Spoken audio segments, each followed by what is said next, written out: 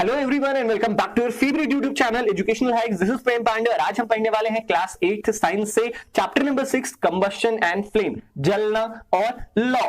एक बहुत इंपॉर्टेंट बात यह है यार कि पहली बार एजुकेशनल हाइक्स की हिस्ट्री में वन शॉट वीडियो में अपलोड कर रहा हूं। दैट मींस आपको एक ही वीडियो में फुल चैप्टर की एक्सप्लेनेशन मिलने वाली है और ऐसा नहीं है कि आप कहीं पर भी बोरियत महसूस करेंगे। बहुत ही इंटरेस्टिंगली चैप्टर को एक्सप्लेन किया गया है, फिगर्स के साथ, इंपॉर्टेंट पॉइंट के साथ, तो आपको चैप्टर पढ़ने में बहुत मजा आने वाला है।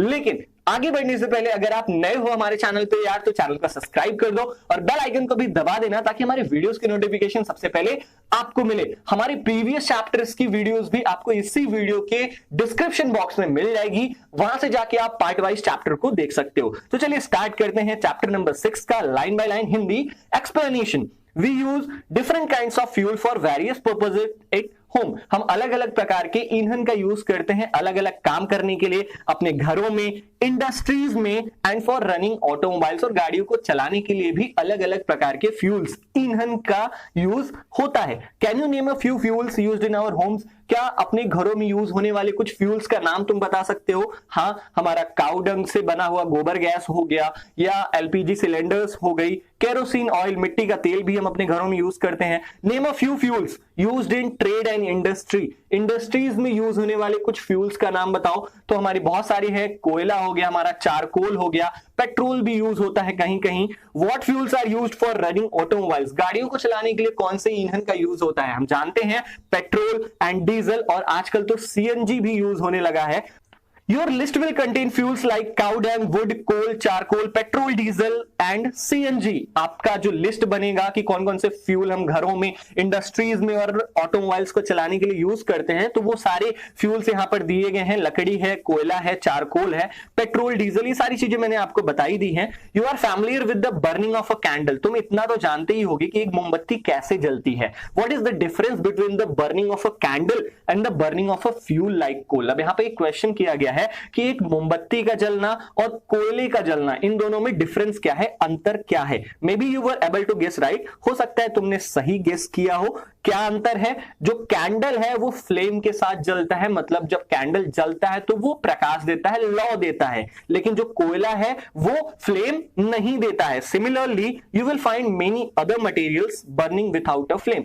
इसी प्रकार से तुम कई ऐसी सारी चीजों को देखोगे जो बिना फ्लेम के जलती हैं, जैसे कोयला जलता है। Let us study the chemical process of burning and the types of flame produced during this process. चलो इस पूरे चैप्टर में हम पढ़ेंगे कि कोई भी चीज जलती है तो वो क्यों जलती है, कौन कौन सी चीजें होती हैं जिसकी मदद से वो कोई भी चीज जलता है, या कैसे आग को बुझाया जाता है। ठीक है, और हम ये भी पढ़ेंगे कि कितने टाइप्स के फ्लेम होते हैं। Now next topic, what is combustion? Combustion क्या है? सिंपल भाषा में हम कहें तो किसी चीज के जलने को ही हम कंबस्शन कहते हैं। Recall the activity of burning of magnesium ribbon performed in class 7। आपने क्लास 7 में एक एक्टिविटी की होगी, आपने मैग्नीशियम रिबन को जला के देखा होगा। ये है मैग्नीशियम रिबन, ऐसे जल रहा है, तो उसमें हमने क्या सीखा था? हमने सीखा था कि that magnesium burns to form magnesium oxide. Magnesium ribbon जलता है और मैग्नीशियम ऑक्साइड फॉर्म करता है, और उसके साथ साथ वो गर्मी भी प्रोड्यूस करता है और लाइट भी प्रोड्यूस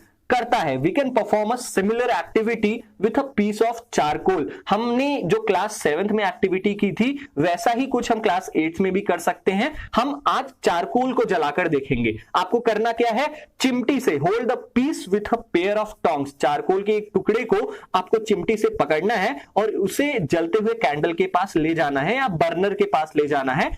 अब तुम क्या देखोगे? वी फाइंड दैट, हम पाते हैं कि जो चारकोल है वो तो जल जाता है, और जैसे चारकोल जलता है we know that coal too burns in air. हमें ये भी जानते हैं कि जो कोयला है वो भी एयर में बर्न हो जाता है। एयर में बर्न होने का मतलब ऐसा नहीं है कि हवा चलती रहती है और उसमें आग लग जाती है। जो ओपन एयर होता है, जो नॉर्मल एयर होता है, उसमें आग लग जाती है, उसमें जलने लगता है। ठीक है, प्रोड्यूसिंग कार्बन डाइऑक्साइड, और जब कोयला जलता है तो कार्बन डाइऑक्साइड CO2 प्रोड्यूस करता है, हीट, गर्मी प्रोड्यूस करता है, और उसके साथ साथ लाइट भी वो प्रोड्यूस करता है। A chemical process in which a substance reacts with oxygen to give off heat is called combustion. एक ऐसा केमिकल प्रोसेस, एक ऐसी प्रक्रिया जिसमें कोई भी चीज ऑक्सीजन के संपर्क में आके ऑक्सीजन के साथ रिएक्ट करता है और हीट प्रोड्यूस करता है, उसी को हम कंबस्शन कहते हैं। कोई भी चीज है अगर वो जलता है तो हम उस प्रोसेस को कंबस्शन कहते हैं। The substance that undergoes combustion is said to be combustible. और जो चीज जलता है उसको हम कंबस्टिबल सब्सटेंसेस कहते हैं। जैसे लकड़ी जलती है तो वो कंबस्टिबल सब्सटेंसेस हो गया, पेपर जलता है इसलिए वो कंबस्टिबल सब्सटेंस हो गया। It is also called a fuel. और इसे हम और क्या कह सकते हैं, हम इसे फ्यूल भी कह सकते हैं। द फ्यूल में बी सॉलिड, लिक्विड और गैस। अब ये जो फ्यूल है, अब ये जो ईंधन है वो सॉलिड में भी हो सकता है जैसे लकड़ी, ठीक है, और लिक्विड में भी हो सकता है जैसे हमारा पेट्रोल और डीजल हो गया, गैस भी हो सकता है जैसे हमारे एलपीजी सिलेंडर्स हो गए, हमारा सीएनजी हो गया, ठीक है। Sometimes light is also given off during combustion। कभी कभी क्या होता है जब कोई चीज जलती है तो उसके लिए वहां पर प्रकाश भी आता है, वहां पर प्रकाश भी फैल जाता है। इधर एस अ फ्लेम और एस अ ग्लो। हो सकता है वो जो लाइट हो वो फ्लेम की वजह से आ रही हो या केवल ग्लो, केवल जो चमक है उसके जलने से उसकी वजह से आ रही हो। In the reaction mentioned above, magnesium and charcoal are combustible substances. जो दोनों एक्टिविटी हमने की, हमने चारकोल को जलाकर देखा, हमने मैग्नीशियम को जलाकर देखा, ये दोनों चीजें क्या है, कंबस्टिबल सब्सटेंसेस हैं, क्योंकि यही दोनों चीजें तो जल रही है ना। वी वर टोल्ड दैट, अब यहां पर बूझो कह रहा है कि हमें बताया गया है कि खाना हमारे लिए फ्यूल का काम करता है, ईंधन का काम करता है, लेकिन ऐसा क्यों, वो तो जलता नहीं है, फिर कैसे फ्यूल का काम करेगा। तो पहेली इसका आंसर कर रही है, कह रही है कि तुम सही हो, हमारे शरीर में खाना छोटे छोटे हिस्सों में टूट जाता है और ऑक्सीजन के साथ रिएक्ट करता है, जिसकी वजह से हीट प्रोड्यूस होती है, हमारे बॉडी में गर्मी प्रोड्यूस होती है, तभी तो खाना डाइजेस्ट होता है ना। इसलिए हम कह सकते हैं जो हमारा फूड है वो भी एक तरीके का क्या है, फ्यूल है। नाउ एक्टिविटी 6.1, अब ये बहुत ही इंपॉर्टेंट एक्टिविटी है यार। इसमें आपको करना क्या है, collect some materials like straw, match sticks, kerosene oil, paper, iron nails, stone pieces, glass etcetera. कुछ चीजें आपको इकट्ठा करनी है, जैसे मैंगो फ्रूटी वाली पाइप हो गई प्लास्टिक वाली, माचिस की तीली, मिट्टी का तेल, पेपर और कुछ लोहे के कील और छोटे छोटे पत्थर, ग्लास, ये सारी चीजें आपको इकट्ठा करना है। और under the supervision of your teacher, अपने अध्यापक, अपने टीचर के देख रेख में आपको करना क्या है, इन सारी चीजों को एक एक करके जलाना है। और इफ कंबस्शन टेक्स प्लेस, अगर इनमें से कोई भी चीज जलता है तो हम उसको कंबस्टिबल वाले कॉलम में टिक करेंगे, और अगर उन सारी चीजों में से कुछ नहीं जलता है तो उसको हम नॉन कंबस्टिबल वाले कॉलम में टिक करेंगे। चलिए देख लेते हैं कौन सा कंबस्टिबल है और कौन सा नॉन कंबस्टिबल है। पहला वुड, लकड़ी, लकड़ी जलती है, हाँ जलती है इसलिए कंबस्टिबल है। पेपर जलता है, हाँ जलता है इसलिए कंबस्टिबल है। आयरन नेल, क्या लोहा जलता है, नहीं, इसलिए वो क्या है, नॉन कंबस्टिबल है। केरोसिन ऑयल, मिट्टी का तेल, क्या जलता है, हाँ, इसलिए वो क्या है, कंबस्टिबल है। स्टोन पीस, पत्थर के टुकड़े जलते हैं, नहीं, इसलिए वो नॉन कंबस्टिबल है। स्ट्रॉ, जो मैंगो फ्रूटी वाली पाइप होती है, प्लास्टिक का होता है, जलता है, इसलिए वो कंबस्टिबल है। चारकोल, चारकोल को भी जलाया जा सकता है। चारकोल का मतलब होता है लकड़ी का कोयला, ठीक है, छोटे छोटे लकड़ी के आप ऐसे कह सकते हो जलाए हुए पार्ट होते हैं। चारकोल मान लीजिए वो जलता ही है, ठीक है। मैच स्टिक, ये तो जलता ही है। ग्लास, क्या शीशा जलता है, नहीं, इसलिए हम नॉन कंबस्टिबल वाले कॉलम में से रखेंगे। Can you name some more substances which are combustible, क्या तुम ऐसी और भी चीजों को बता सकते हो क्या जो जलती हो। You can add those to table 6.1। तुम अपनी नोटबुक में एक टेबल बनाओ 6.1 के नेम से और उसमें वो सारी चीजें रखो जो जलती हैं और वो भी चीजें रखो जो नहीं जलती हैं। Let us investigate conditions under विच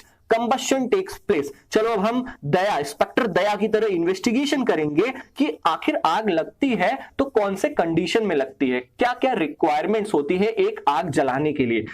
अभी एक्टिविटी हम करेंगे एक्टिविटी 6.2 और बहुत केयरफुली करना है। आप कैंडल पकड़ते टाइम जल ना जाइए, इस बात का ध्यान रखिए।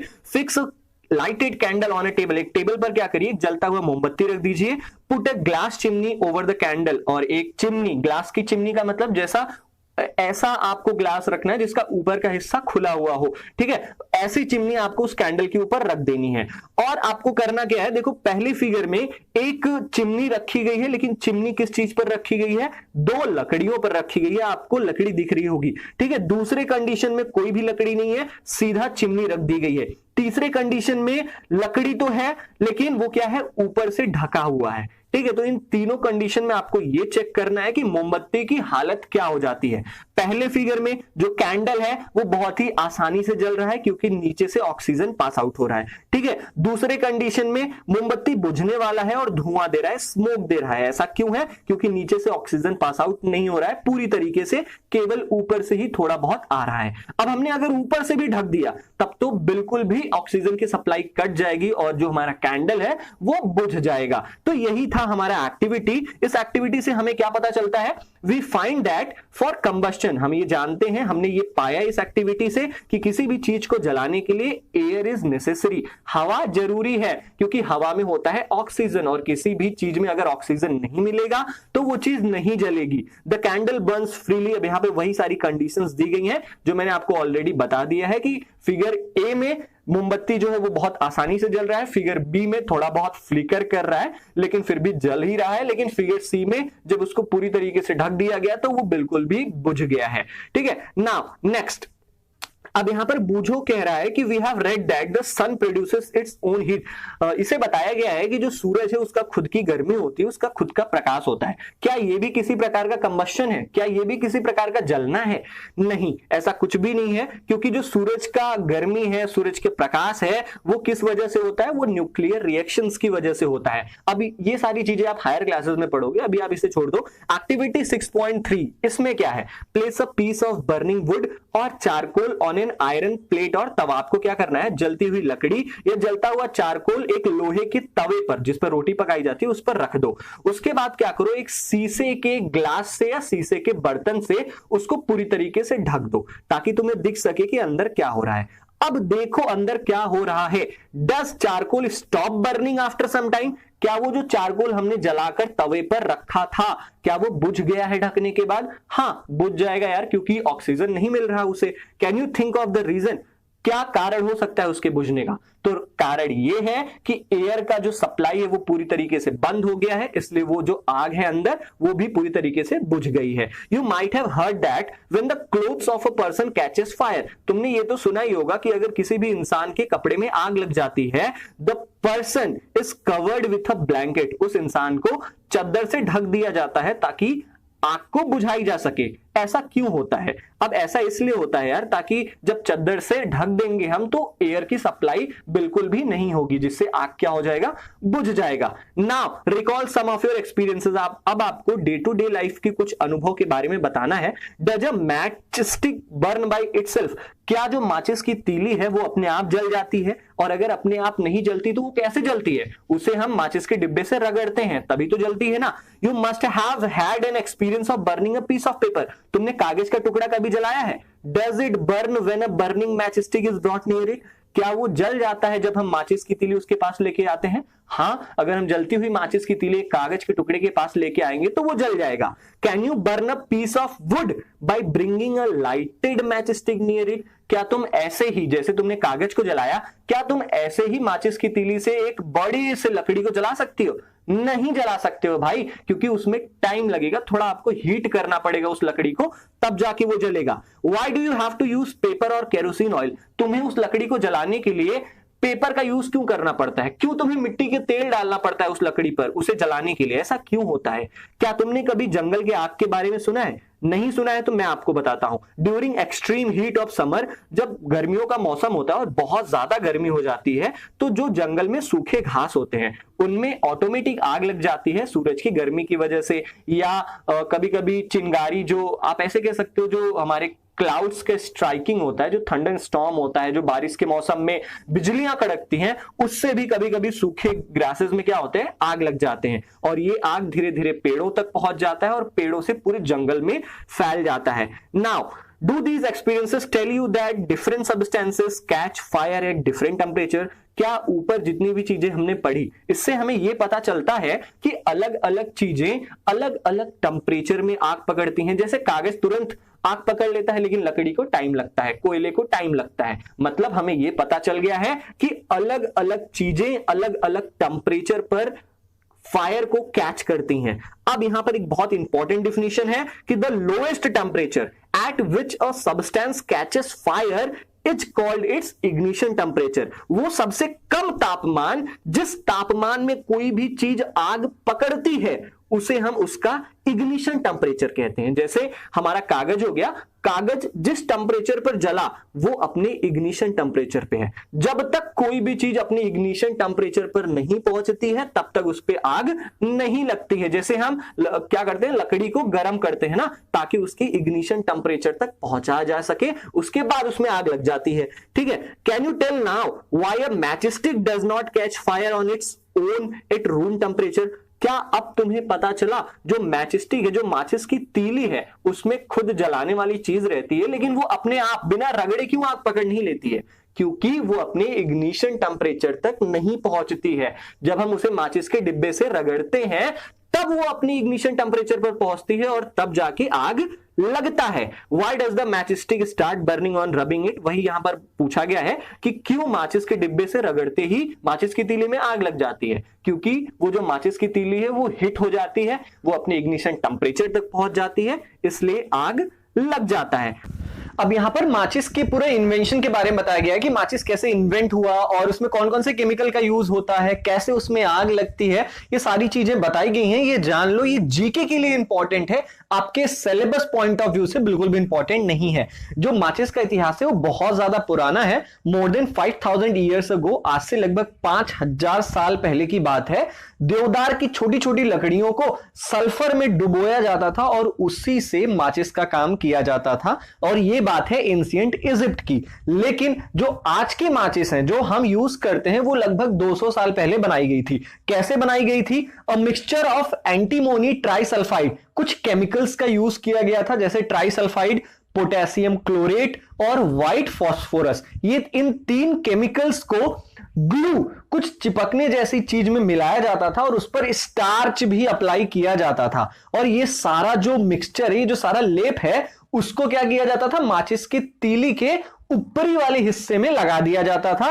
और जब इसे when struck against a rough surface, जब इसे कभी खुरदुरे सरफेस पर रगड़ा जाता था, तो जो व्हाइट फास्फोरस है उसमें आग लग जाती थी। किसकी वजह से? रगड़ने की वजह से। This started the combustion of the match, और इसकी वजह से वो माचिस की तीली जलने लगती थी। लेकिन जो व्हाइट फास्फोरस है, प्रूव्ड टू बी डेंजरस, ये बहुत ही खतरनाक है उन दोनों के लिए। किन दोनों के लिए? जो माचिस की तीलियों को बनाता है और जो इसे यूज करता है, दोनों के लिए बहुत ज्यादा खतरनाक था, इसलिए इसे हटा दिया गया। अब क्या यूज होता है?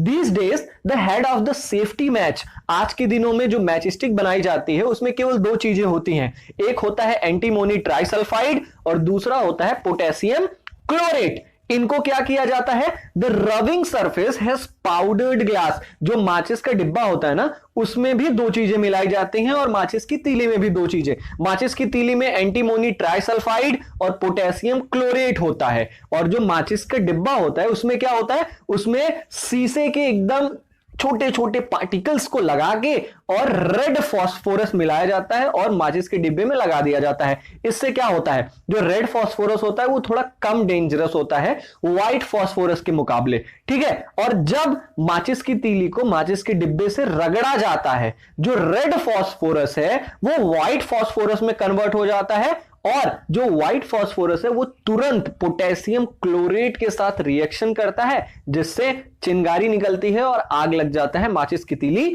जलने लगती है। तो ये था पूरा माचिस का इतिहास, और कैसे जलता है, कौन कौन से केमिकल्स यूज होते हैं, वो सारी चीजें मैंने आपको बता दी। अब यहां पर एक चीज इंपॉर्टेंट है कि we find that a combustible substance can not catch fire और burn as long as its temperature is lower than its ignition temperature। यहां पर यह बताया गया है कि कोई भी जलने वाली चीज हो, कोई भी कंबस्टिबल सब्सटेंस हो, जैसे पेपर हो गया, जैसे लकड़ी हो गया, वो तब तक आग नहीं पकड़ेगा जब तक वो अपने इग्निशन टेम्परेचर तक नहीं पहुंच जाता है।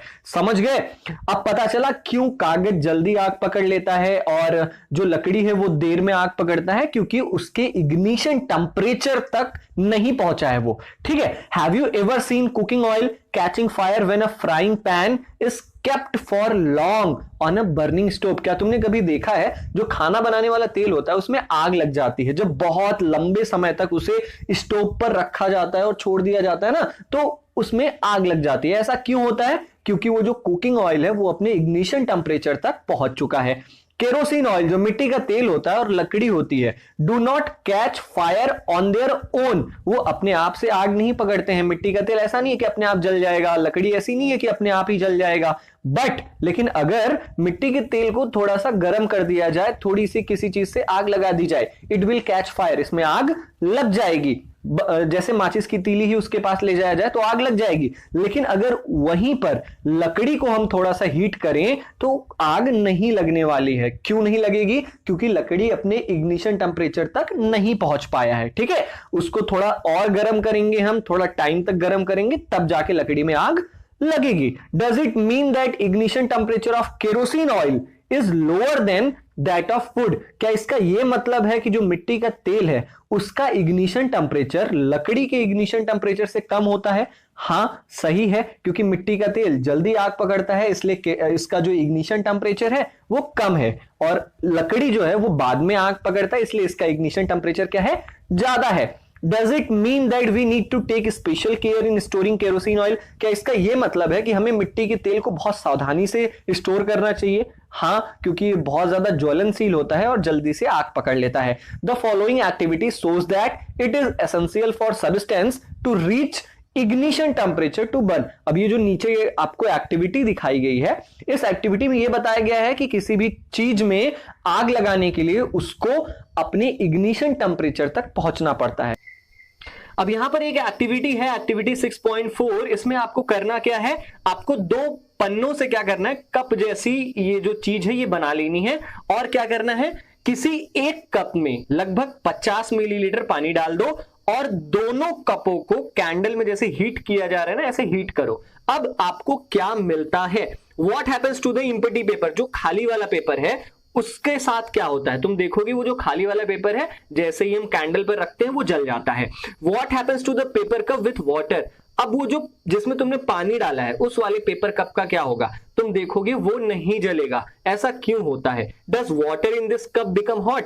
क्या जो पानी उस कप में रखा गया है, वो पेपर के कप में रखा गया है, क्या वो बॉईल होना स्टार्ट हो जा रहा है? क्या वो गर्म होना स्टार्ट हो रहा है? क्या? इन सारी क्वेश्चंस के आंसर हम नीचे दे रहे हैं कि if we continue heating the cup, अगर हम लगातार उस जो पेपर के कप हमने बनाए हैं उसको हम लगातार हीट करते रहें जिसमें हमने पानी रखा है, तो यहां तक हम इतना भी कर सकते हैं कि पानी बॉईल होने लगेगा कुछ समय बाद। ठीक है, can you think of the explanation why this happens? ये क्यों हुआ? क्या तुम सोच सकते हो क्यों कागज नहीं जला? दूसरे केस में क्यों कागज नहीं जला, क्यों पानी बॉईल होने लगा? ये इसलिए होता है the heat supply to the paper cup is transferred to water. जो हीट, जो गर्मी कैंडल दे रहा है वो पेपर को नहीं मिल रहा, वो ट्रांसफर हो जा रहा है वाटर पर। इसी के लिए वाटर क्या हो रहा है? गर्म हो रहा है, लेकिन पेपर जल नहीं रहा है, पेपर पर कोई भी फर्क नहीं पड़ रहा है।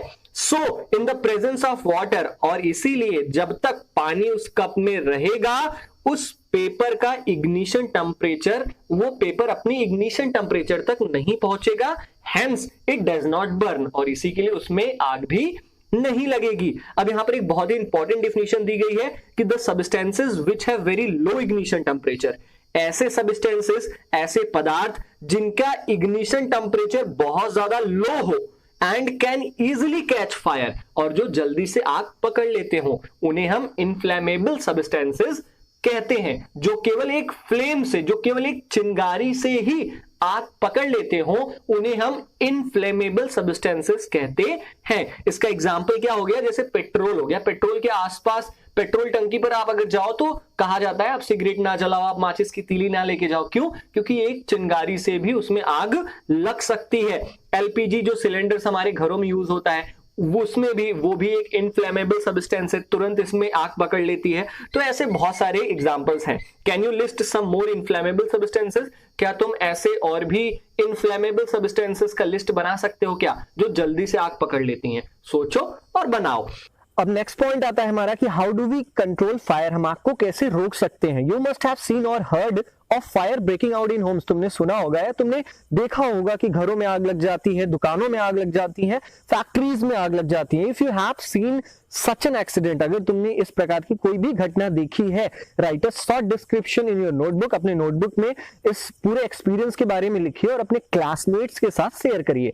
Find out the telephone number of the fire service in your area. आपको करना क्या है कि ये बहुत ज्यादा जरूरी है कि तुम अपने अगल बगल का जो फायर स्टेशन का नंबर है उसको रखो अपने पास। If a fire breaks out in your house, अगर तुम्हारे घर में आग लगती है और इन योर नेबरहुड या पड़ोस में आग लगती है, तो सबसे पहला काम क्या होना चाहिए? फायर ब्रिगेड को कॉल करना। इट इज इंपॉर्टेंट, अब यहाँ पर पहली पूछ रही है, बता रही है कि it is important that all of us know the telephone numbers of the fire service. ये बहुत ज्यादा जरूरी है कि हम सबके पास हमारे फायर स्टेशन, फायर सर्विस का नंबर हो, जैसे पहली के पास है।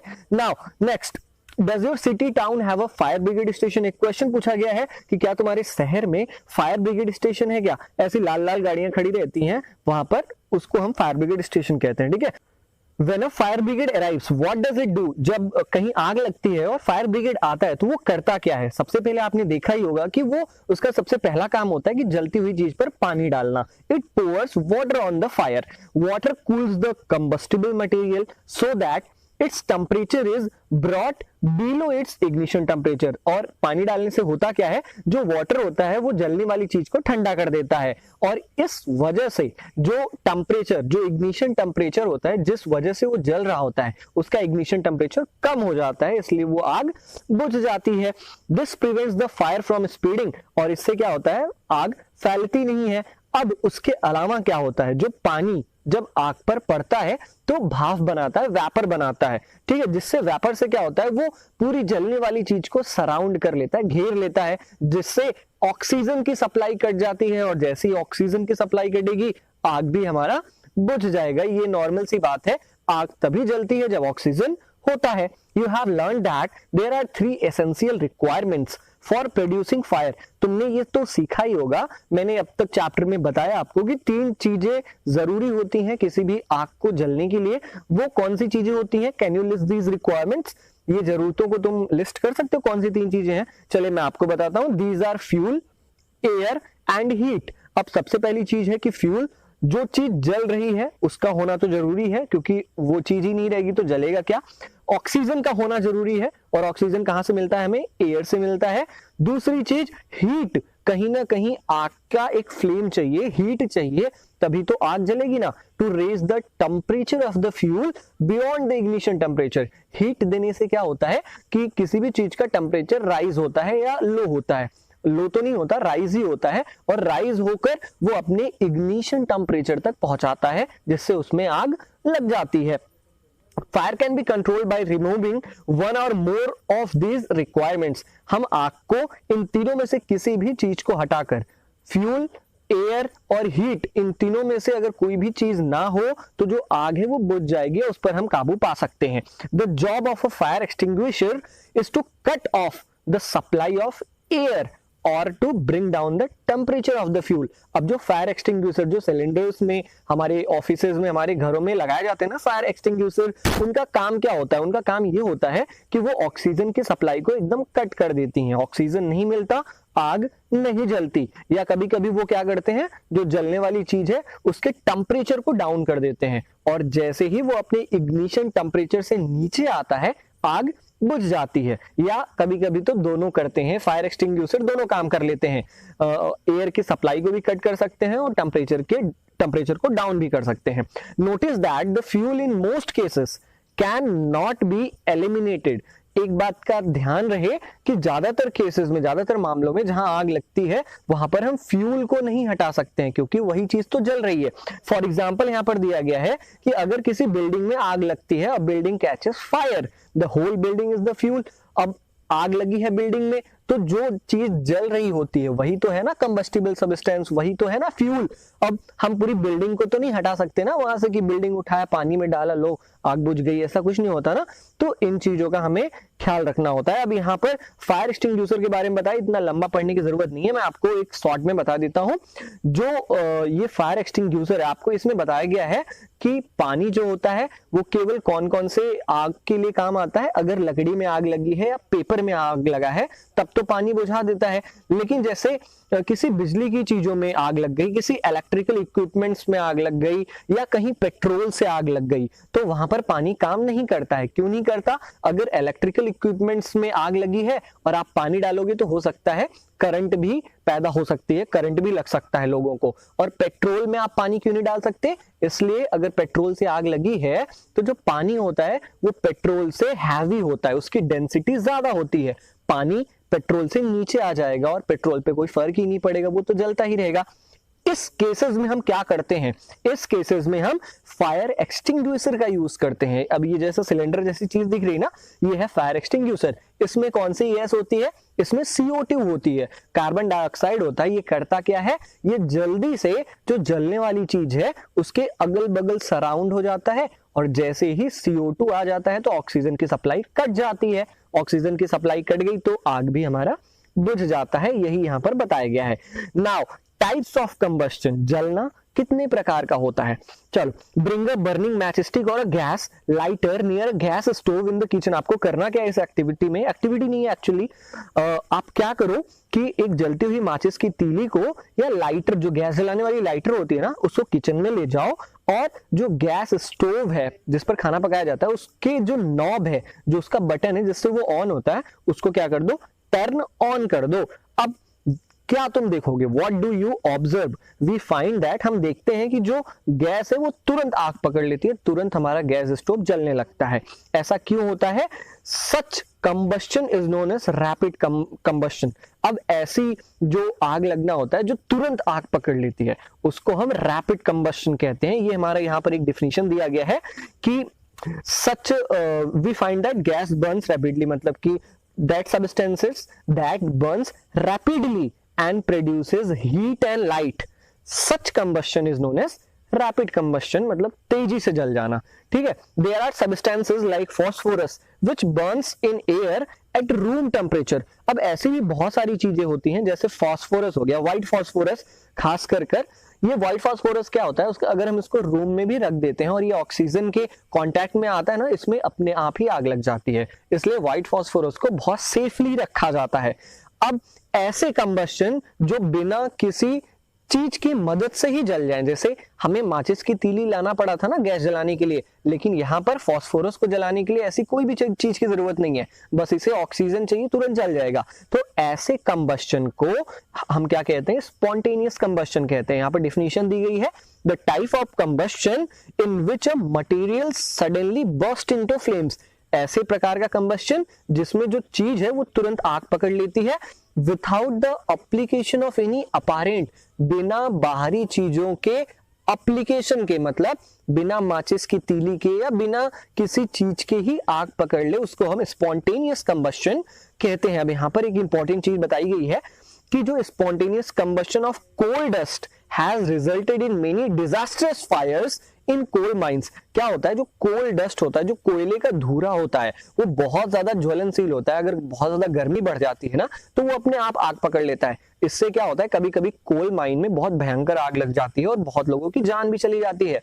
स्पॉन्टेनियस फॉरेस्ट फायर्स, जो तुरंत जंगल की आग भी क्या है? स्पॉन्टेनियस कंबस्शन है। क्यों? क्योंकि जंगल की आग को भी कभी कभी क्या होता है? लाइटनिंग, जो आसमान में लाइटनिंग हो रही होती है ना, बिजलियां कड़क रही होती हैं, या सूरज की गर्मी से ही इसमें आग लग जाती है, किसी और चीजों की जरूरत इसको नहीं पड़ती है, इसलिए इसको हम स्पॉन्टेनियस कंबस्शन कहते हैं। हाउएवर मोस्ट फॉरेस्ट फायर, लेकिन वो बात अलग है कि ज्यादातर जो जंगल के आग होते हैं वो इंसान की लापरवाही से लगते हैं। इट इज इंपॉर्टेंट, हमें ये याद रखना चाहिए कि अगर हम कैंप लगाएं जंगल में जाके तो वहां से निकलने से पहले हम कैंप के आग को बुझा दें, एक्सटिंग्विश कर दें।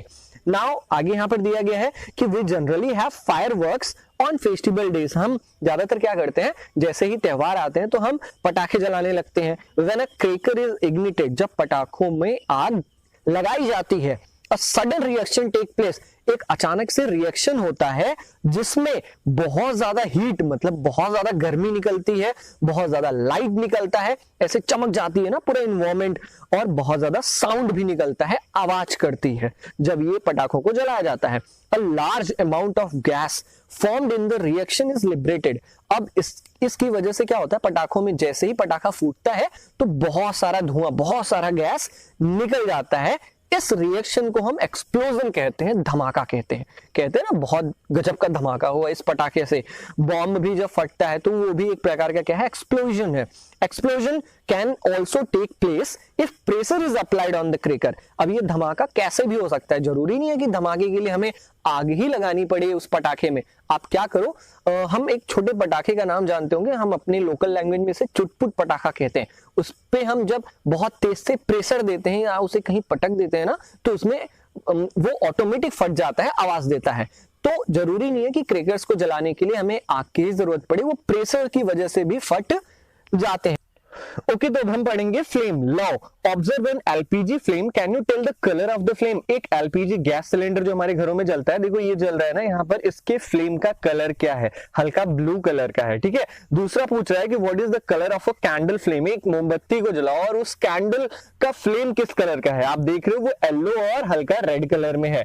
Recall your experience of burning a magnesium ribbon in class 7। अगर आपने क्लास 7 में एक एक्टिविटी की होगी मैग्नीशियम रिबन को जलाने वाला, तो ठीक है, नहीं तो if you do not have experience of burning the remaining items, अगर आपने उन चीजों को नहीं जलाया है तो आपको यहाँ पर जला कर देखना पड़ेगा। कौन कौन सी चीजों को जलाना पड़ेगा आपको, कैंडल है, मैग्नीशियम है, कैम्फर कपूर है, केरोसिन स्टोव, चारकोल, इन सारी चीजों को जलाना है। और करना क्या है, रिकॉर्ड योर ऑब्जर्वेशन, आपको ऑब्जर्व करना है कि वेदर ऑन बर्निंग, कि जलने पर ये सारी चीजें फ्लेम देती हैं या फ्लेम नहीं देती है। तो चलो फटाफट टिक कर लेते हैं। सबसे पहले कैंडल है, आप जानते हो जब कैंडल जलता है तो फ्लेम देता ही है, तो उसको फॉर्म्स फ्लेम वाले में टिक करो। मैग्नीशियम, मैग्नीशियम को हमने आपको फिगर दिखाया था मैग्नीशियम रिबन को जलाते हुए, तो वो भी क्या कर रहा था, फ्लेम दे रहा था, तो हम यहाँ पर फॉर्म्स फ्लेम में टिक करेंगे।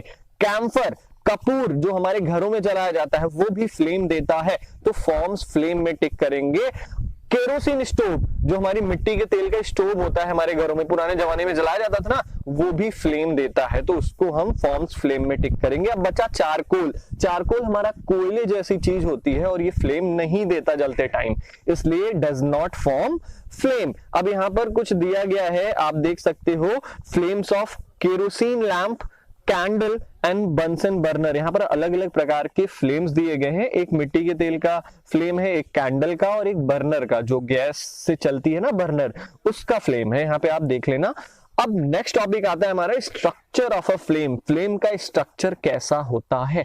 नाउ एक एक्टिविटी करनी पड़ेगी इसके लिए हमें। लाइट अ कैंडल, कैंडल को जलाओ, मोमबत्ती को जलाओ, hold a glass tube with a pair of tongs. अब क्या करना है आपको, बिल्कुल ऐसे, ये ग्लास ट्यूब दिख रहा है ना, ये एक्टिविटी आप मैं बता देता हूं, फिगर देखो बस। ग्लास ट्यूब लेना है, ग्लास ट्यूब मतलब दोनों तरीके से वो ओपन रहता है, इधर से भी ओपन रहता है और उधर से भी ओपन रहता है। आपको करना क्या है, ग्लास ट्यूब को आपको ये जो डार्क जोन होता है, ये कैंडल का जो नीचे वाला हिस्सा होता है, वहां पे आपको लगा देना है और दूसरे वाले हिस्से में जलती हुई माचिस की तीली लेके आनी है।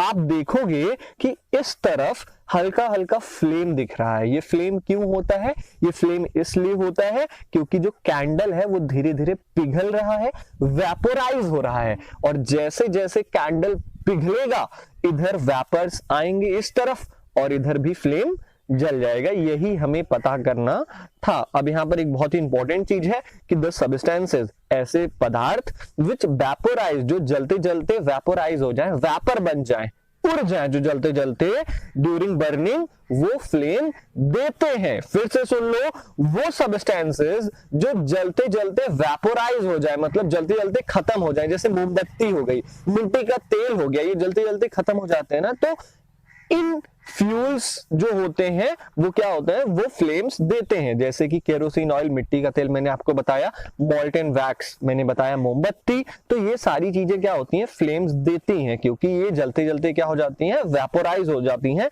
उड़ जाती हैं। अब एक चीज और दी गई है कि charcoal on the other hand does not vaporise. और दूसरी तरफ अगर हम देखें तो चारकोल जो कि कोयले जैसा होता है और वो वेपोराइज नहीं होता, वो वेपर्स बन के उड़ नहीं जाता है, क्योंकि कोयला जलेगा तो उसकी राख भी वहीं पर ही रहेगी ना। तो जो चीजें वेपोराइज नहीं होती वो फ्लेम नहीं देती हैं, so does not produce a flame. हमने एक्टिविटी 6.6 में देखा कि जो वेपर्स हैं, जो वैक्स, जो मोमबत्ती की ये वेपर्स है ना, वो इस तरफ आ रहे हैं और इसी की वजह से वो माचिस की तीली अगर हम इसके पास लेके आए तो फ्लेम जलने लगेगा। समझ गए क्यों होता है ऐसा?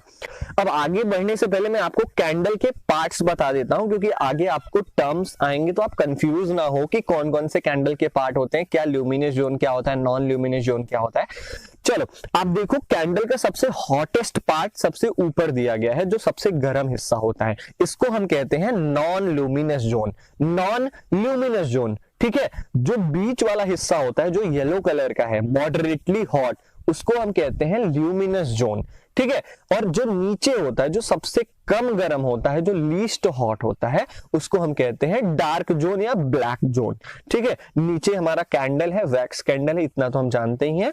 सबसे ऊपर वाले हिस्से को हम आउटर मोस्ट जोन कहते हैं, बीच वाले को हम मिडिल जोन कहते हैं, और जहां से वो विक निकला रहता है, वो बत्ती निकली रहती है ना जलाने वाली, उसको हम कहते हैं इनर मोस्ट जोन। फिर से जान लो, ल्यूमिनस नॉन ल्यूमिनस कौन सा है? जो सबसे हॉटेस्ट पार्ट है वो नॉन ल्यूमिनस जोन है, जो ब्लू कलर का है, ठीक है। और जो येलो कलर का है वो हमारा क्या है? ल्यूमिनस जोन है। Got it? नाउ आगे हम पढ़ते हैं कि when the candle flame is steady, जब कैंडल का जो फ्लेम है, जो लौ है, वो एकदम ठीक से जल रहा हो, तो तुम्हें क्या करना है? एक साफ ग्लास की प्लेट लेनी है, एक साफ ग्लास की स्लाइड लेनी है, ठीक है। और उसको क्या करना है? ल्यूमिनस जोन पे रख देना है, बिल्कुल ऐसे। अब तुम क्या देखोगे? Hold it there with a pair of tongs, चिमटी से उसको 10 सेकेंड तक वहीं पर पकड़ के रखो और उसके बाद हटा लो। अब तुम क्या देखोगे? तुम देखोगे कि एक गोले कलर का, सर्कुलर ब्लैक कलर का रिंग बन गया है धुएं का, धुएं के धब्बे पड़ गए हैं। इसका मतलब क्या है? It indicates the deposition of unburnt carbon particles. ये हमें बताता है कि जो मोमबत्ती है, जो कार्बन पार्टिकल्स को वो नहीं जला पाई है, वो वेपोराइज हो रहे थे, लेकिन ग्लास स्लाइड लगाने की वजह से काले काले धब्बे स्लाइड पर पड़ गए, ठीक है। Hold thin. अब नेक्स्ट चीज हमें करना है कि एक पतली सी कॉपर की तार लो और उसको लगभग 30 सेकेंड तक मोमबत्ती के ये जो हॉटेस्ट पार्ट होता है वहां पर रखो, ठीक है। आप देखोगे कि जो आउटसाइड फ्लेम, जो फ्लेम के बाहर वाला हिस्सा है, वो बिल्कुल रेड हो गया है। इसका मतलब क्या है? Notice that the portion of the copper wire just outside the flame gets red hot. तुमने देखा कि जो ये फ्लेम के बाहर वाला हिस्सा है वो एकदम लाल हो जाता है, उसका टेम्परेचर एकदम बढ़ जाता है। इसका मतलब क्या है? Does it indicate that the non luminous zone of the flame has a high temperature? क्या इसका ये मतलब है कि जो नॉन ल्यूमिनस जोन है, नॉन ल्यूमिनस जोन मतलब हमने यहाँ पे बताया था ना सबसे हॉटेस्ट पार्ट होता है, तो यही यहाँ पर कह रहा है कि जो नॉन ल्यूमिनस जोन होता है वो सबसे गर्म हिस्सा होता है कैंडल का। In fact this part of the flame is the hottest part. अब यहाँ पर एक और बहुत इंपॉर्टेंट चीज है कि जो सुनार होता है वो आपने देखा होगा, ये है यहाँ पर सुनार, आपने देखा होगा वो मुंह में पाइप लगाकर आउटर मोस्ट जोन से क्या करता है? जो कैंडल, जो फ्लेम का आउटर मोस्ट जोन होता है, आउटर मोस्ट जोन मतलब देख लो सबसे ऊपर वाला हिस्सा, उससे ये क्या करता है? उससे ये जो सोना होता है, चांदी होता है, इससे वो पिघलाता है। ऐसा वो क्यों करता है? आपसे क्वेश्चन पूछा गया है कि why do they use the outer most zone of the flame? जो सुनार होते हैं वो क्यों फ्लेम के आउटर मोस्ट हिस्से से सोने और चांदी को पिघलाते हैं? ये ऐसा इसलिए करते हैं क्योंकि जो फ्लेम का आउटर मोस्ट जोन होता है वो सबसे हॉटेस्ट पार्ट होता है। यहां पर लिखा गया है ना हॉटेस्ट पार्ट, और इस तरफ देखो आउटर मोस्ट जोन, तो आउटर मोस्ट जोन सबसे गर्म हिस्सा होता है। अब गोल्ड और सिल्वर का जो मेल्टिंग पॉइंट होता है, जो उनको पिघलने के लिए तापमान चाहिए होता है, वो बहुत हाई होता है, और वो उन्हें कहां मिलेगा? वो उन्हें आउटर मोस्ट फ्लेम में मिलेगा। इसलिए जो सुनार होते हैं वो आउटर मोस्ट लेयर से क्या करते हैं? अपने गोल्ड और अपने सिल्वर को मेल्ट करते हैं। समझ में आ गया? अब नेक्स्ट टॉपिक आता है हमारा कि व्हाट इज फ्यूल? ईंधन क्या होता है? Recall that the sources of heat energy for domestic and industrial purposes are mainly wood, charcoal, petrol, kerosene etcetera. हम जानते हैं कि हमारे घरों में या इंडस्ट्रीज में भी हीट एनर्जी देने के लिए, मतलब कोई चीज पकाने के लिए हम क्या करते हैं? हीट एनर्जी लेते हैं। और वो हीट एनर्जी हमें कहां से मिलता है? ज्यादातर लकड़ियां जला के मिलता है, चारकोल जलाकर मिलता है, पेट्रोल जलाकर मिलता है, केरोसिन मिट्टी का तेल जलाकर मिलता है। इन्हीं सारे सब्सटेंसेस को हम फ्यूल्स कहते हैं। अब एक अच्छा फ्यूल कैसा होना चाहिए?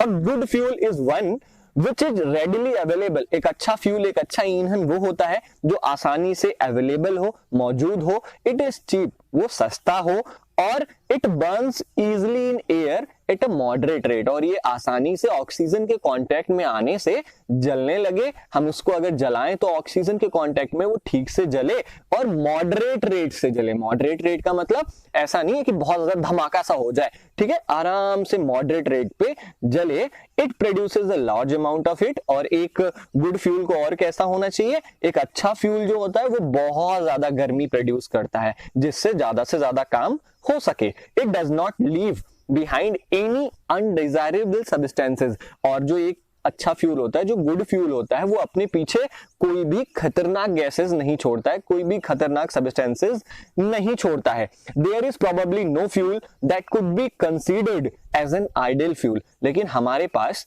अनफॉर्चुनेटली कोई भी ऐसा फ्यूल नहीं है जिसको हम एक आदर्श फ्यूल कह सकें, जिसे हम एक आइडियल फ्यूल कह सकें, ठीक है। We should look for a fuel, हमें एक ऐसे ईंधन की तलाश करनी पड़ेगी which fulfils most of the requirements, जो हमारी ज्यादातर जरूरतों को पूरा करे हमारे पर्सनल काम के लिए। Fuels differ in their cost, जो ईंधन होते हैं, जो फ्यूल्स होते हैं, वो अलग अलग दामों पे मिलते हैं। कुछ फ्यूल्स सस्ते होते हैं, कुछ फ्यूल्स महंगे होते हैं। जैसे पेट्रोल 80 रुपए है, लकड़ी जो है हमारा सस्ता है, मिट्टी का तेल हमारा सस्ता है। Make a list of fuels, आपको करने क्या है, आप जितने फ्यूल्स को जानते हो उनका लिस्ट बनाइए और सॉलिड, लिक्विड और गैस में उन्हें कैटेगराइज करिए। यहां पर एक टेबल दिया गया है, टेबल 6.3, यहां पर कैटेगराइज किया गया है। चलिए देखते हैं। सॉलिड फ्यूल, सॉलिड फ्यूल में हमारा लकड़ी दी गई है, चारकोल दिया गया है, कोयला तो उसने पहले से ही लिख के रखा था, तो 3 हो गए हमारे सॉलिड फ्यूल। कौन कौन सा, कोयला, लकड़ी और charcoal. Liquid fuel, liquid fuel में हमारा कौन सा आता है, हमारा पेट्रोल हो गया, केरोसिन ऑयल मिट्टी का तेल हो गया, डीजल भी हो गया क्योंकि वो भी गाड़ियों को चलाने के काम आता है, तो वो भी एक प्रकार का क्या है, फ्यूल है। Now gaseous fuel, gaseous fuel में कौन कौन सा आता है, CNG, PNG, compressed natural gas, और ये हमारा आता है पीएनजी नहीं, सॉरी एलपीजी होना चाहिए, यहाँ पर ये रॉन्ग लिखा गया है, लिक्विड पेट्रोलियम गैस। समझ गए ना आप। चलो नेक्स्ट टॉपिक आता है हमारा फ्यूल इफिशियंसी, कि हम ईंधन को कैसे बचा सकते हैं, हमें क्यों बचाना चाहिए। Suppose you are asked to boil a given quantity of water using cow dung, coal and LPG as a fuel. मान लो कि तुम्हें कहा गया हो कि तुम पानी गर्म करो किन चीजों का प्रयोग करके, या तो काउडंग, काउडंग का क्या मतलब होता है, हम जानते हैं गाय के गोबर से एक फ्यूल बनाया जाता है, ईंधन बनाया जाता है, जो गांव में ऊपरी कहते हैं जिसे हम, ठीक है। तो क्या होता है कि तुम्हें 3 ईंधन, 3 फ्यूल दिया गया है, एक काउडंग दिया गया है, कोयला दिया गया है और एक एलपीजी दिया गया है। अब कहा गया है आपसे कि आप पानी गर्म करिए इन्हीं फ्यूल की मदद से। आप कौन से फ्यूल का यूज करोगे? अगर मुझसे पूछो तो मैं तो काऊ डंग का यूज करूंगा, क्योंकि भाई गाय तो गोबर अनलिमिटेड देती है ना, लेकिन कोयला और एलपीजी तो अनलिमिटेड नहीं है, वो लिमिटेड सोर्सेज हैं, वो खत्म हो जाते हैं। आप अपना रीजन दो। हमने रीजन ये दिया कि LPG and coal are exhaustible natural resources, but cow dung is non exhaustible, वो खत्म नहीं होगा। You may take the help of your parents, आप अपने पेरेंट्स की भी मदद ले सकते हो। इसमें पेरेंट्स की क्या मदद लेना, हमने बता दिया ना आपको कि काऊ डंग ही आप करोगे, क्योंकि वो क्या है, वो खत्म नहीं होगा, लेकिन एलपीजी और कोयला जो है वो खत्म हो सकता है। Do these 3 fuels produce the same amount of heat, क्या ये तीनों फ्यूल्स एक ही मतलब कि सेम अमाउंट ऑफ हीट देंगे क्या, वो एक ही टेम्परेचर पर जलेंगे? ऐसा तो नहीं है ना, कोई कम हीट देगा, कोई ज्यादा हीट देगा। फॉर एग्जांपल कोयला सबसे ज्यादा हीट देगा, लेकिन वहीं पर काऊ डंग जो होता है वो कम हीट देगा। चलो अब एक इंपॉर्टेंट डिफिनीशन यहां पर ये है कि कैलोरीफिक वैल्यू की डिफिनीशन दी गई है, the amount of heat energy produced on complete combustion of 1 kg of fuel is called its calorific value. अब जितना हीट प्रोड्यूस होता है किसी 1 किलो फ्यूल को जलाने में, उसको हम कैलोरीफिक वैल्यू कहते हैं। अब कैलोरीफिक वैल्यू को आप ऐसे समझ सकते हो कि the calorific value of fuel is expressed in a unit. जो कैलोरीफिक वैल्यू होता है अलग अलग चीजों का, उसको हम किलो जूल पर किलोग्राम में क्या करते हैं, मेजर करते हैं। फिर से जान लो, किलो जूल, केजे पर केजी, किलो जूल पर केजी में हम इसे क्या करते हैं, मेजर करते हैं। ये यूनिट होता है कैलोरीफिक वैल्यू का। चलो अब हम अलग अलग सब्सटेंसेस के कैलोरीफिक वैल्यू देखेंगे। कैलोरीफिक वैल्यू का मतलब ये समझ लो कि कितना हीट देता है। जैसे देखो काउडंग जो मैंने अभी बताया, गाय के गोबर से जो ईंधन बनाया जाता है वो 6000 से 8000 किलो जूल हीट देता है। नाउ लकड़ी वहीं पर 17000 से 22000 किलो जूल हीट देता है। नाउ 1 किलो लकड़ी जलाने पर 17000 से 22000 किलो जूल हीट देता है। वहीं पर काउडंग 1 किलो काउडंग जलाने पर 6000 से 8000 किलो जूल हीट देता है। समझ गए ना? सबसे कम किसका है? काउडंग का ही तो है ना, गाय के गोबर का ही यहाँ पर सबसे कम है। आप देख लेना, अलग अलग चीजों का अलग अलग कैलोरीफिक वैल्यू है। कैलोरीफिक वैल्यू का मतलब कितना गर्मी वो देता है, कितना हीट वो देता है। अब यहाँ पर हमारा नेक्स्ट टॉपिक आता है कि burning of fuels leads to harmful products. अगर हम फ्यूल्स को जलाएंगे तो वो अपने पीछे बहुत ही खतरनाक प्रोडक्ट्स को छोड़ के जाता है, बहुत ही खतरनाक गैसेस छोड़ता है, जिससे ना कि केवल हमारे एनवायरमेंट गंदा होता है बल्कि हमें अलग अलग प्रकार की डिजीजेस भी होती हैं। The increasing fuel consumption has harmful effects on the environment.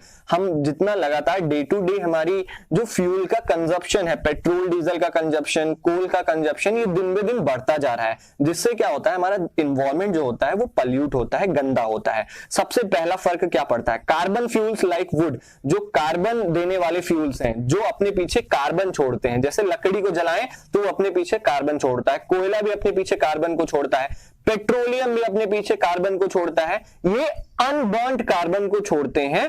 अब ये जो अनबर्न्ड कार्बन पार्टिकल्स होते हैं ना, these fine particles are dangerous pollutants, ये बहुत ही खतरनाक चीजें होती हैं, बहुत ही खतरनाक पॉल्यूटेंट्स होते हैं, जो कि हमारे अंदर एक बहुत ही खतरनाक बीमारी को पैदा करते हैं, जिसको हम अस्थमा कहते हैं, जिसमें सांस लेने में दिक्कत होती है। ठीक है, अब यहाँ पर दिया गया है कुछ, आप इसको पढ़ लेना, ये सिलेबस के पॉइंट ऑफ व्यू से इंपॉर्टेंट नहीं है। Now second point, burning of fuel से हमें दूसरा क्या नुकसान होता है? Incomplete combustion of these fuels. अगर ये जो फ्यूल्स हैं, जो पेट्रोल हो गया, डीजल हो गया, वुड हो गया, अगर ये ठीक से नहीं जले, इनका कंबस्शन ठीक से ना हो, अगर इनका कंबस्शन इनकम्प्लीट हो, तो ये अपने पीछे कार्बन मोनोऑक्साइड गैस, जो कि ओजोन लेयर को होल करने में सबसे बड़ा हाथ होता है कार्बन मोनोऑक्साइड गैस का, वो छोड़ता है। It is very poisonous gas, ये बहुत ही जहरीला गैस है। It is dangerous to burn coal in a closed room. जो कोल होता है, जो कोयला होता है, उसको अगर हम एक कमरे में जलाएंगे ना, तो ये बहुत ही खतरनाक हो सकता है। जो द कार्बन मोनोऑक्साइड गैस, जो ये कार्बन मोनोऑक्साइड गैस होता है, वो यहां तक इंसान को मार भी सकता है। अगर एक बंद कमरे में कोयला जला के रख दिया जाए और वहीं पर कोई इंसान सो रहा हो, तो वो मर जाएगा। ठीक है, क्यों? क्योंकि जो ये कोयला होता है वो अपने पीछे क्या करता है? कार्बन मोनोऑक्साइड गैस छोड़ता है, जो कि बहुत खतरनाक होती है। नाउ ये बूझो बोल रहा है, ओहो, so that is why we are advised never to sleep in a room with burning or smoldering coal fire in it। और बूझो को आप समझ में आया कि अब हमें पता चला कि क्यों लोग कहते हैं कि जिस कमरे में कोयला जल रहा हो या जिस कमरे में कोयले की धुएं निकल रहे हो, उसमें हमें नहीं सोना चाहिए। तीसरा सबसे बड़ा नुकसान क्या है हमें फ्यूल जलाने से? कंबस्शन ऑफ मोस्ट फ्यूल्स, ज्यादातर ईंधन को जलाने से कार्बन डाइऑक्साइड गैस निकलती है। ठीक है, और अगर कार्बन डाइऑक्साइड गैस की मात्रा बढ़ जाती है तो ग्लोबल वार्मिंग होगा। ग्लोबल वार्मिंग का मतलब क्या है? यहाँ पर दिया गया है, global warming is the rise in temperature of the atmosphere. Atmosphere, हमारे वातावरण का तापमान बढ़ जाना ही ग्लोबल वार्मिंग है। जब बहुत ज्यादा गर्मी हो जाएगी इस धरती पे, तब हम कहते हैं कि ग्लोबल वार्मिंग हो गया है। मतलब ये जो पूरा धरती है, ये जो ग्लोब है, वो वार्म हो गया है। ठीक है, this results among other things in the melting of polar glaciers. और इनसे क्या होता है, जो हमारे बड़े बड़े बर्फ के चट्टान है वो पिघलेंगे, और जब पिघलेंगे तो समुद्र की जो पानी का लेवल है वो बढ़ जाएगा, जिससे क्या होगा, जो कोस्टल एरियाज हैं, जैसे समुद्र के किनारे कौन कौन से शहर हैं, मुंबई है, कोलकाता है, आप देखोगे यहाँ पर अक्सर बाढ़ आते रहते हैं। ये क्यों होता है? क्योंकि हम इन गैसेस का यूज बहुत ज्यादा हमने कर दिया है। हमारे फ्रिज से भी, हमारे एसी से भी, हर जगह से कार्बन डाइऑक्साइड, कार्बन मोनोऑक्साइड, ऐसे हार्मफुल गैसेस निकलती है, जिससे हमारी धरती का तापमान बहुत बढ़ गया है। और ये ग्लेशियर्स पिघल रहे हैं, जिससे क्या होता है, जो किनारे वाले जो स्टेट्स हैं, जो समुद्र के किनारे आते हैं, वो बाढ़ में बह जाते हैं। चलो ना फोर्थ और सबसे लास्ट वाला पॉइंट क्या है कि burning of coal and diesel releases sulphur dioxide. अगर हम कोयला को या डीजल को जलाते हैं तो वो अपने पीछे सल्फर डाइऑक्साइड गैस छोड़ता है। It is an extremely suffocating and corrosive gas. अब ये जो सल्फर डाइऑक्साइड होता है ये बहुत ही ज्यादा दम घुटाने वाला गैस है और बहुत ही खतरनाक गैस है, कोरोसिव गैस है। मोर ओवर, और इससे भी कहीं ज्यादा, petrol engines give of gaseous oxides of nitrogen. जो पेट्रोल की गाड़ियां होती है, जो पेट्रोल से चलती है, जैसे हमारी बाइक होता है, वो अपने पीछे क्या छोड़ता है, नाइट्रोजन का ऑक्साइड छोड़ता है। ठीक है, इससे क्या होता है, ऑक्साइड्स ऑफ सल्फर, जो डीजल के जलने से जो सल्फर का ऑक्साइड आया था और पेट्रोल के जलने से नाइट्रोजन का ऑक्साइड आया है, अब ये दोनों डिसॉल्व हो जाते हैं, घुल जाते हैं। किसमें घुल जाते हैं, जो बारिश होती है ना, इसमें ये घुल जाते हैं और एसिड फॉर्म कर लेते हैं। इसी को हम एसिड रेन कहते हैं। आप फिर से जान लो, एसिड रेन में कौन कौन सी चीजें होती हैं, sulphur oxide and nitrogen oxide mix with rain so that it can form acid rain. इसलिए वो क्या बना लेते हैं, एसिड रेन बना लेते हैं। इट इज वेरी हार्मफुल, ये बहुत ही खतरनाक होता है। ये जो एसिड रेन है वो हमारी फसलों के लिए, बिल्डिंग्स के लिए, मिट्टी के लिए, इन सारी चीजों के लिए बहुत ही ज्यादा खतरनाक होता है, क्योंकि बिल्डिंग्स पे ना धब्बे पड़ जाते हैं। अगर जैसे हमारे ताजमहल पे भी व्हाइट संगमरमर का बना है और एसिड रेन से ताजमहल को बहुत ज्यादा नुकसान पड़ रहा है। It is very harmful for crops, buildings and soil. You have already learned about it in class 7। आपने क्लास 7 में एसिड रेन के बारे में पहले से ही पढ़ लिया है। The use of diesel and petrol as fuels in automobiles is being replaced by CNG because CNG produces the harmful products in very less amount. CNG is a cleaner fuel. अब यहां पर कहा गया है कि पेट्रोल और diesel की जगह इन दिनों हम सीएनजी, कंप्रेस्ड नेचुरल गैस का यूज कर रहे हैं, जो कि पेट्रोल और डीजल के मुकाबले थोड़ा सा कम पॉल्यूटेंट देता है, थोड़ा सा कम हार्मफुल सब्सटेंसेस को प्रोड्यूस करता है। इसलिए हम ऐसा कह सकते हैं कि जो सीएनजी है वो सबसे क्लीनर फ्यूल है, जो सबसे साफ ईंधन है ये। ठीक है, तो इसी तरीके से हमारा चैप्टर खत्म हो जाता है यार। इसके आगे कुछ भी नहीं है और आई होप कि आपको ये चैप्टर अच्छे से समझ में आया होगा और आई होप कि मैंने आपको बोर नहीं किया होगा। अगर वीडियो पसंद आए तो लाइक करना यार, चैनल को सब्सक्राइब करो और शेयर करना हमारी वीडियो को बिल्कुल ना भूलना। मिलते हैं अपने अगले वीडियो में, तब तक के लिए जय हिंद।